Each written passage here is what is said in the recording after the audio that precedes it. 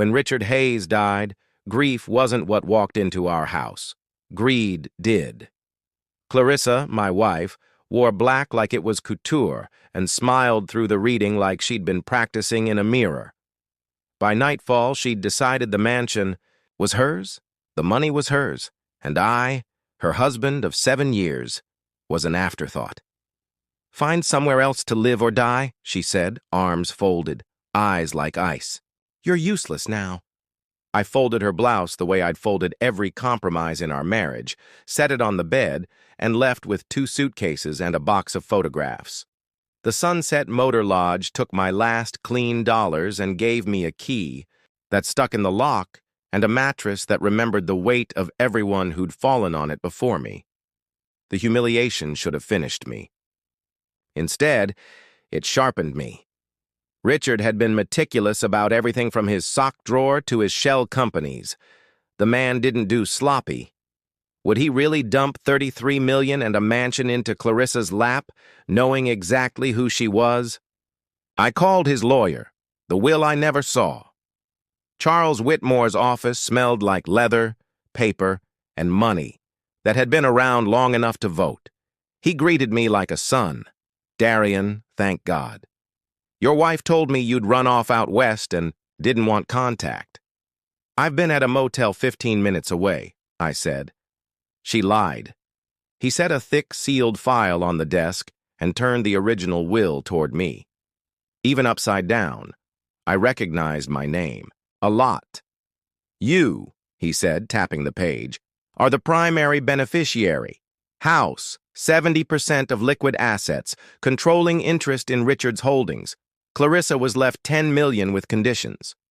"What conditions?" "That she treat her husband with the respect and dignity he deserves following Richard's death. If she failed, her bequest would be void and revert to you." The room tilted. "She knew?" "She signed for a full copy 3 days after the funeral," he said, sliding over the receipt. Charles pressed play on a small recorder. Richard's voice, thin, determined, filled the room. "Darian, if you're hearing this, my daughter showed her true colors. I'm sorry. You've been more family to me than she ever was. Take care of what I built. Don't give her a penny." She made her choice. When the recording ended, there wasn't anything left to debate. "Freeze it all," I said. "Every card, every account. Transfer the rest." Charles smiled like a general who'd been waiting for the order. The freeze-by. Sunset, Clarissa's cards declined in stereo. Utilities shifted back to my name. A private investigator named Rosa dug up a neat crime. Clarissa had paid Jimmy the Font 50 grand, from Richard's accounts, naturally, to forge a fake will on stolen letterhead.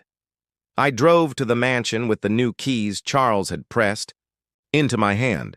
I found her in the kitchen, whisper-screaming at a customer service rep. She saw me, went pale. "What are you doing here?" "I live here," I said, jangling the keys. "Turns out your allowance had strings. You cut them." "You're lying. Try your cards, or the lights." Her banker called. Frozen. She hung up and stared like gravity had stopped working. "You might also want a lawyer," I added. "Forgery and fraud aren't cute."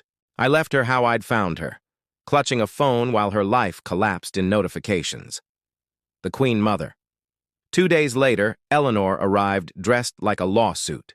Pearls, diamonds, hurricane of perfume. She set a checkbook on my coffee table, the way generals set maps on war desks. $2 million, she said. "You sign everything back to my daughter and disappear." I tore the check in half. She wrote 5. I tore that too. "This isn't about money," I said. "It's about justice." The pearls stopped clicking. The smile sharpened. "You have no idea who you're dealing with," she whispered. "Richard built this on offshore accounts and friends who don't like daylight. If I talk, the government will turn your inheritance to ash. 10 million, another check, and your life stays peaceful." For the first time, doubt slipped in. What if she was right? What if I'd inherited a bomb? I called Charles. He called someone else. Richard's second life agent, Sylvia Martinez of the FBI, had a grip like a vice and eyes that recorded everything. "Your father-in-law wasn't the criminal Eleanor imagines," she said. "He was our cooperating witness. For 2 years, he helped us dismantle a major money laundering network, 17 arrests, $347 million seized. Every shell company we cared about, we authorized. Eleanor exposes anything. She exposes our case. And herself." She slid over a letter in Richard's hand. "I've done legal but questionable things. The people around me do illegal and monstrous ones. Use what I know. Make it right. Darian is worthy. Leave it to him without guilt." Then Agent Martinez placed a micro-wire on the table. "Wear this when they come back," she said. "Let them threaten you." The sting that night, Clarissa and Eleanor arrived with a briefcase and a script. "Bank statements. Wire transfers," Eleanor said, opening the case like a magician. "Proof Richard was dirty. Sign the estate back. To Clarissa, and this disappears." "And if I don't?" I asked. "Then the IRS, FBI, Treasury get copies." Clarissa leaned in. "Take $5 million, walk away, avoid prison." I looked sufficiently rattled. Bought a week. Eleanor lost her temper. "You parasite," she hissed. "I will make your life a nightmare. I have friends in federal—" The front door burst open. "FBI," Martinez called, weapon low, voice steady. "Eleanor Hayes, you're under arrest for attempted extortion, conspiracy to commit fraud, and obstruction of a federal investigation." Clarissa's cuffs clicked next. She looked at me like I'd set the sun on fire. "You betrayed your own wife." "You tried to erase me," I said. "This is you on tape, doing what you do?" They left in federal SUVs. The house was very quiet. The other ledger. 3 days later, Martinez laid the rest on the table. Surveillance photos, charts of shell companies feeding cartels and traffickers, and a Department of Justice commendation. "Operation Clearwater," she said. "Richard's information helped collapse an empire. He even received $2.3 million in authorized compensation. Your inheritance is clean, legally and morally. One more thing, vary your routines. Some people who lost money still breathe." I walked out lighter than I'd felt in years, carrying 2 truths. The money was mine. The man who left it was braver than I knew. Aftermath.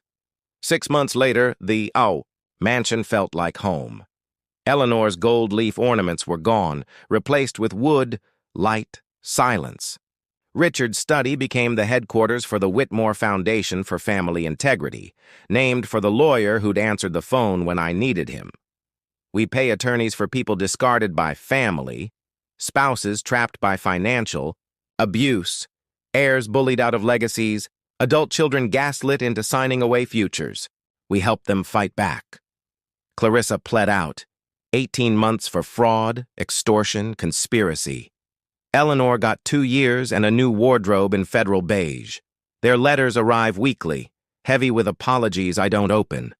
Sometimes at sunset, I stand where Richard used to stand with a glass of the whiskey he liked and think about the man who taught me the difference between being needed and being valued. Clarissa called me useless. Eleanor called me a parasite. Richard called me worthy and backed it up in ink, assets, and a message that saved my life. People say money changes you. Maybe. What changed me wasn't the money. It was the clause, treat him with dignity, a simple line that revealed everyone's character. She failed it. He trusted it. I live by it.